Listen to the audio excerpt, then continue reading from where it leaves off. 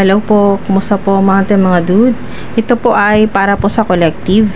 Okay, so kahit ano po yung sign po ninyo, zodiac signs, kahit ano po yung zodiac sign po ninyo, para po ito sa collective. Ito po yung mensahe na huwag nyong ipilit kung hindi talaga kumonekta sa inyo, no, sa energy or sa sitwasyon po ninyo. Ito po ay love, okay? Love reading. Okay, sa mga talagang kailangan po makarinig nito. So, timeless para po sa collective. Love reading. Okay.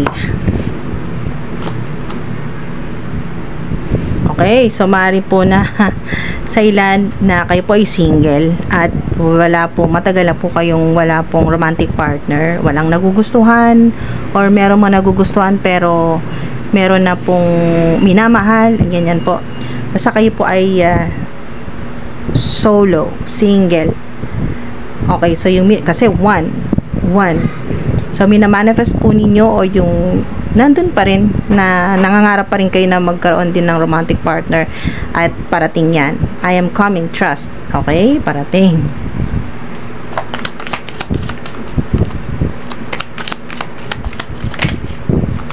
Okay, so para sa lahat po ng gender to, no, mga dude, para nga po sa collective. So, LGBTQIA+, straight male or female. I want a fresh start with you. Diba, one ulit? Confirmation.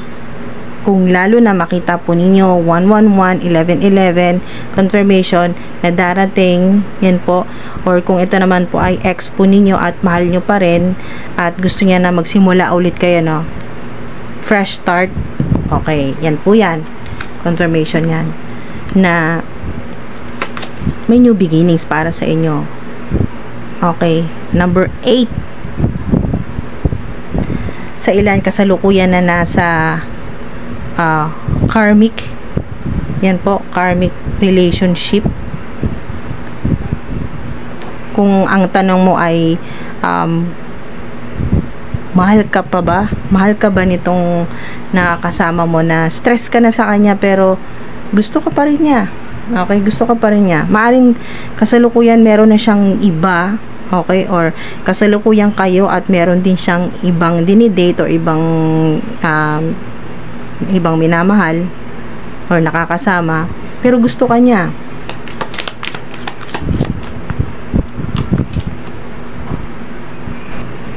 Meron ka rin, marami ka ring options, marami ka ring pwedeng pagpilian kasalukuyan. Kung ikaw yan,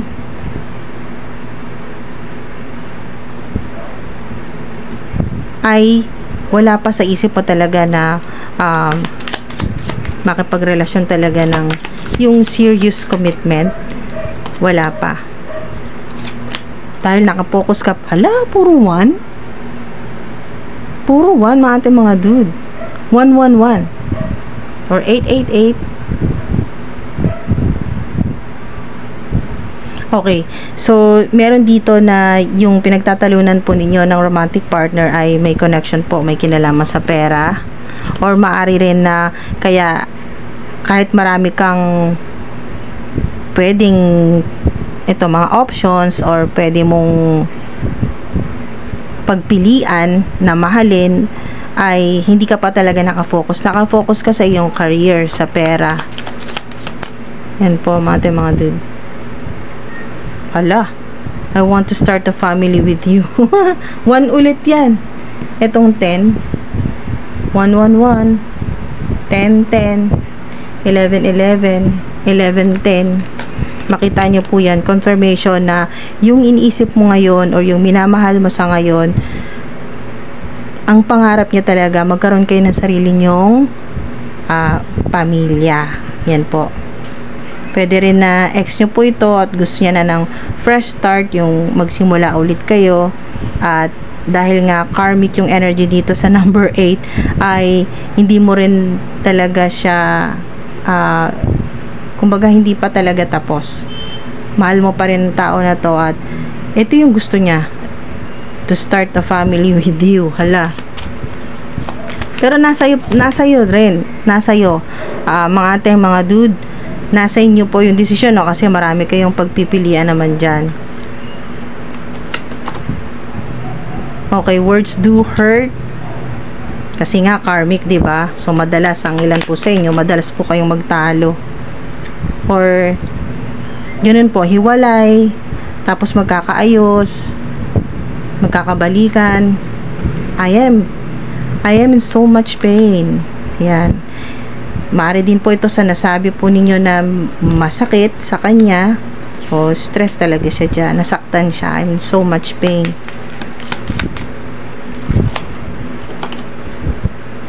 Now is not the time. Hindi pa. Sa ilan po na naghihintay ng maaari pong ikaw ito, now is not the time kasi gusto nang magpamilya, gusto ng taong nagmamahal sa iyo, gusto niya na magkaroon kayo ng sarili po ninyong pamilya, pero hindi ka pa ready.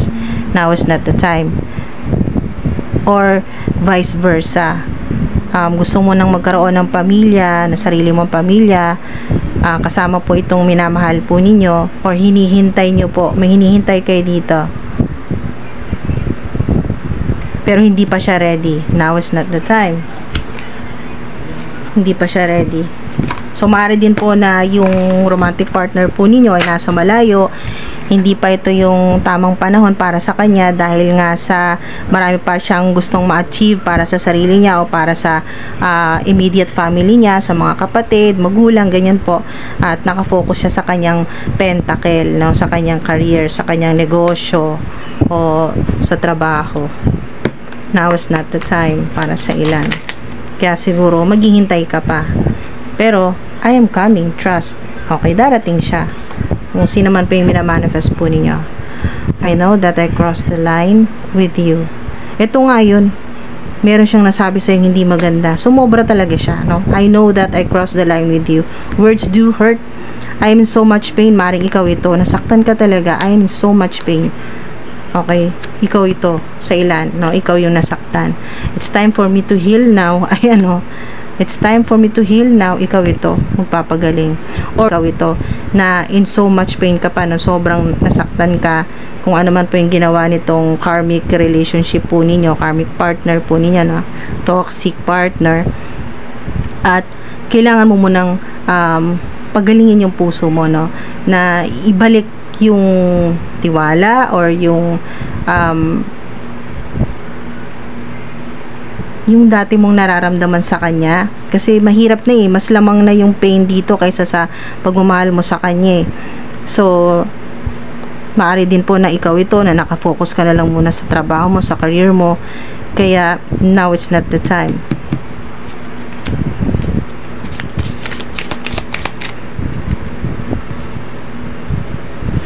O maaari din po sa ilan na yung hinihintay po ninyo, nagkaroon po kayo ng samaan ng loob ng inyo pong romantic partner.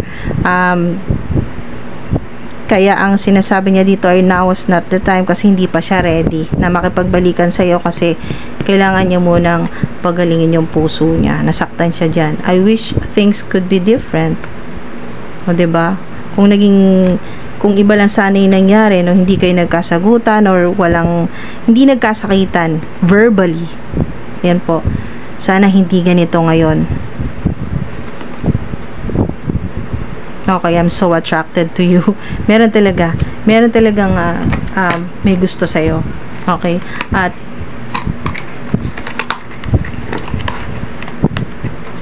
mga dude, I'm so attracted to you. Meron talaga.